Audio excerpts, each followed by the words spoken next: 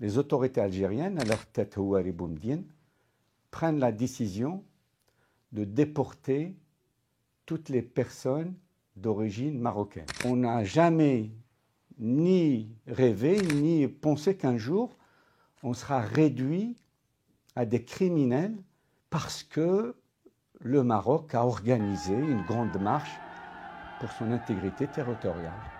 On est venu nous prendre chez nous. On avait interdiction absolue de prendre quoi que ce soit de la maison et on nous a informé qu'on doit suivre dans les bus le commissaire qui s'occupait de ce ramassage des Marocains en vue d'une vérification des papiers administratifs dont on doit avoir, c'est-à-dire carte séjour, ainsi de suite. Voilà, donc on est parti de chez nous, je dirais nus. Nus parce qu'en 24 heures, le lendemain, on s'est retrouvés à la frontière de Jouj-Brel, donc la frontière qui sépare le Maroc et l'Algérie. Au moment où on va rentrer dans les terres marocaines, mon père marchait lentement, il nous a laissé partir, il s'est retourné et pour la première fois dans ma vie, moi j'ai vu mon père pleurer. Je ne l'ai jamais vu pleurer. Et ce jour-là, il nous dit, il a dit, mes enfants, moi j'ai tout donné à l'Algérie. Voilà, aujourd'hui j'ai rien. Et je vais recommencer ma vie à Oujda pour vous. Vous avez des familles mixtes qui ont été séparées. Le père marocain a été expulsé avec ses enfants au Maroc. La maman algérienne, elle est restée sur place. Et inversement, la maman marocaine, elle est expulsée. On était à des milliers de kilomètres de penser qu'un pouvoir qui, à l'époque, dirigé par Houari Boumediene, qui a été nourri à Oujda, qui a été armé. Les Oujdis vous diront que quand le FLN était à Oujda, les gens donnaient de tout ce qu'ils ont à cette armée. Nos parents et nos grands-parents sont morts pour l'Algérie. Ils ont donné leur sang pour que l'Algérie soit indépendante. Nous avons été grandis dans l'amour de ce pays. Nos parents ont donné leur sang, leur argent, leurs moyens. C'est dans ces conditions-là qu'on a été expulsés. Quand on donne un coup de massue à des populations qui vivent en paix, eh bien, il faut une génération pour qu'on parle. Les parents n'aimaient pas en parler de cette affaire. C'était un traumatisme profond. Et les parents disaient « Chouma, on n'en parle pas ». Il fallait attendre 30 ans pour que la nouvelle génération arrive et qu'elle commence à parler de ce que leurs parents ont vécu. Notre objectif, c'est d'aller chercher la justice au niveau des organismes internationaux. Ça, c'est la première chose. Sachant que nous nous sommes déclarés comme collectif à Rabat. Il faut que la société civile marocaine nous soutienne dans cette démarche et que cette tragédie ne passe pas comme ça dans l'histoire. Il faut que la mémoire maghrébine, la mémoire du monde arabe, la mémoire du monde méditerranéen retienne qu'un jour, des populations qui n'avaient fait aucun mal, le seul mal qu'ils avaient fait, c'est de porter la nationalité marocaine et de se retrouver dans l'Algérie de Boumediene de 75. Salam alaikum khawti khotati, comme vous avez pu l'entendre, il parle de déportation. Non, moi j'appelle ça une expulsion. On ne peut pas dire que c'est une déportation. Vous n'avez pas connu ce que c'est la déportation, c'est pas possible. On va se calmer un petit peu, appelons un chat un chat. Puis après, il dit on n'a jamais rêvé ni pensé qu'un jour on sera réduit à des criminels. Non, ce n'est pas un crime d'expulser des gens. Pour commencer, vous n'avez pas été massacrés, on ne vous a pas tiré dessus, on ne vous a pas torturé. Houari Boumediene n'a fait qu'appliquer la politique de réciprocité. C'est-à-dire, oui monsieur, parce que c'est bien beau de mettre ça sur la grande marche verte, comme vous le dites, parce que vous continuez jusqu'à ce jour à coloniser le Sahara occidental, mais c'est pas de ça que je veux parler, non. Ce qui s'est passé avant 1975, Algériens spoliés de leurs terres agricoles au Maroc, une double injustice qui dure jusqu'à ce jour. Oui, effectivement, Hassan II a spolié les Algériens en 1973 et Houari Boumedienne, pendant 24 mois, a été très patient. Et comme Hassan II n'a pas indemnisé les Algériens, il a renvoyé les Marocains chez eux. On appelle ça le retour du bâton, ou le revers de la médaille, ce que vous voulez, l'effet boomerang, voilà. On appelle ça une politique de réciprocité. Sauf que les Marocains, à l'époque en Algérie, ne possédaient pas de maison, ni de terres agricoles, parce qu'il est impossible pour un Marocain d'acquérir des biens en Algérie, contrairement au Maroc, où on peut arriver chez vous, acheter, s'installer. Voilà, c'est comme ça que c'est votre politique à vous.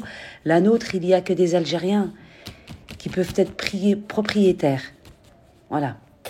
Au Maroc, il n'est franchement pas recommandé d'évoquer la très sensible question du foncier agricole.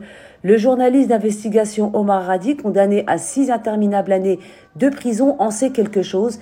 Déjà victime du logiciel espion fourni par l'entité sioniste aux hommes de main de Hamouchi, il a eu le malheur de s'intéresser de trop près aux terres agricoles accaparées par les gens du Marzen. Ce sujet qui fâche représente jusqu'à ce jour une pierre d'achoppement, le contentieux entre Alger et Rabat.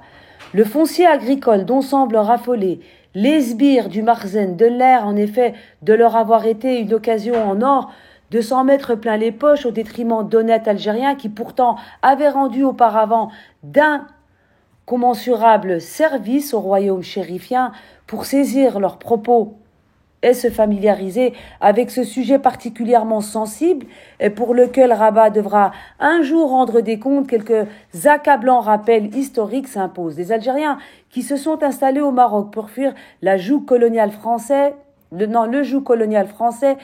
avaient commencé à le faire au XIXe siècle.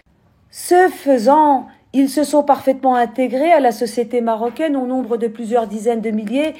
Ils ont rendu des services économiques et sociaux aux diverses régions où ils étaient établis. Cette idylle, cependant, ne sera que de courte durée. La spoliation dont seront victimes ces citoyens algériens s'est déroulée en 2 temps et a été doublement injuste et arbitraire en comparaison avec les possessions foncières détenues par d'autres étrangers établis au Maroc, en dépit des accords d'Ifrane conclu entre Alger et Rabat et signé en 1969 par le président Houari Boumedienne et Hassan II. Ces Algériens ont en effet été victimes d'une double injustice.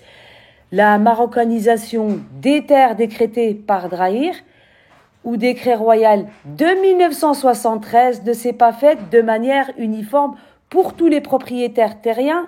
Si la plupart d'entre eux ont accaparé ces biens fonciers par la force dans le cadre de l'invasion coloniale française, les biens des Algériens, eux, ont tous été légalement acquis et payés rubis sur ongle dans le cadre de contrats d'achat-vente de particulier à particulier. Cela en dépit de cet accord mentionné plus loin qui accorde à peu de choses près les mêmes droits aux sujets marocains et aux citoyens algériens, suprême humiliation et acte de jalousie vengeresse à l'endroit d'investisseurs ayant rendu d'insignes services au royaume chérifien, une décision du ministre marocain de l'Intérieur datant de juillet 1974 enjoint au gouverneur de province de laisser aux propriétaires algériens de terres agricoles le droit de jouissance et non le droit de propriété d'une superficie égale ou inférieure à 10 hectares.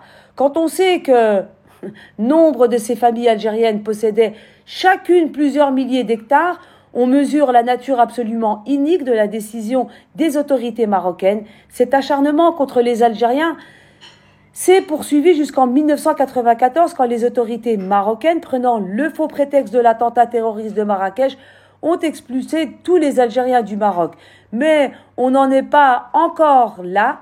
Une estimation faite par de nombreux experts objectifs indique que près de 40% des terres agricoles et forestières marocaines sont à l'origine de propriétaires algériennes. Excusez-moi, de propriétés algériennes.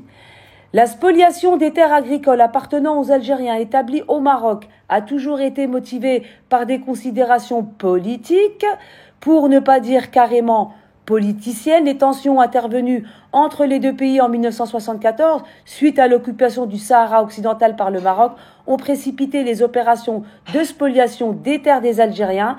Les propriétaires algériens ont été expulsés et leurs biens expropriés, ça veut dire qu'on leur vole, comme si tout était normal.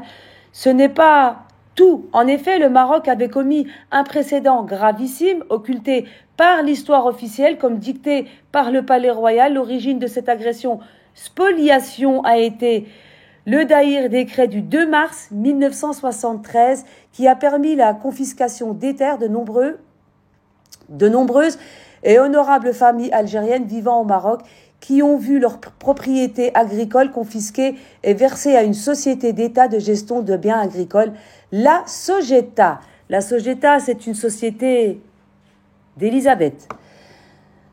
On continue. Selon les chiffres recoupés et dignes de foi, pas moins de 273 Algériens ont été victimes de cette marocanisation de leurs terres. Ils possédaient plus de 15 965 hectares en surface exploitable et fertile qui leur ont été carrément pris, quand on sait que la Sogeta gère actuellement 40 000 hectares sur l'ensemble du Maroc.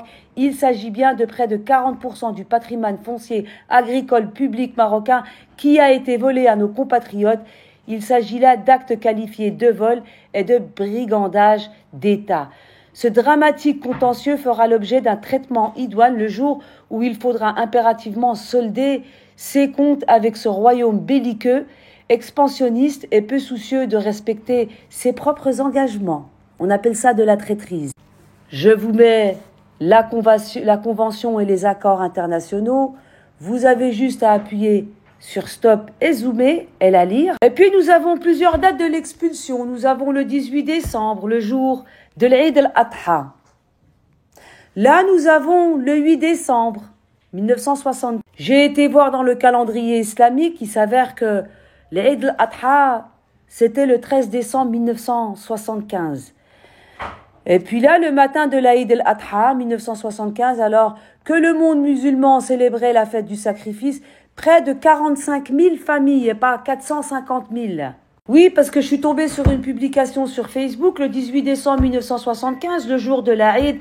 Des centaines de milliers de Marocains ont été expulsés d'Algérie, des milliers de femmes, enfants, vieillards dirigés violemment vers la frontière. On parle d'environ 350 000 personnes. C'est plus 45 000, c'est 350 000.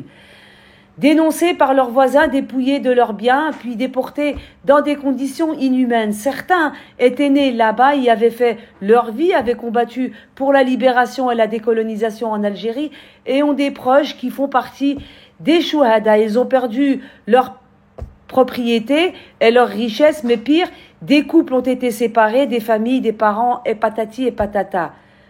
Dois-je lui rappeler qu'aucun étranger ne peut être propriétaire de biens en Algérie? Fake news. Vous pouvez aussi appuyer sur stop et lire la suite de cette publication qui était accompagnée avec cette image. Et je voudrais juste vous dire, va falloir vous mettre d'accord sur les chiffres, 450 000, 350 000, 45 000. Va falloir surtout vous mettre d'accord sur la date.